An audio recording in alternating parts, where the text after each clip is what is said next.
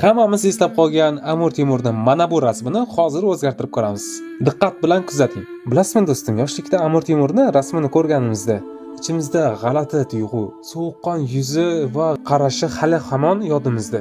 Endi keling, uni ozgina o'zgartirib ko'ramiz. Uni samimiy nigoh bilan va zamonaviy ko'rinishida ishlab ko'ramiz. Siz bilan qani ketdik. Birinchi Amir Temurning tasdiqlangan rasmini o'zini chizib olamiz. Mana shunday ko'rinishda, ana undan keyin buni suyagini alohida ajratib olamiz.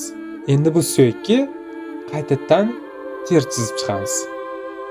Uni shunday ifodalashimiz kerakki, u hali yoshligi va navqiron paytidagi holatini ko'rsatib berishim kerak. Diqqat bilan qarang. Rasmda har bitta xarakter joy-joyiga qo'yilmoqda. Da Vinci'ning nazariyasidan foydalangan holatda uni 3 ta nuqtadan bitta yorug'lik o'tkazib va o'sha joyda kontrast soya va yorug'lik hosil qilamiz.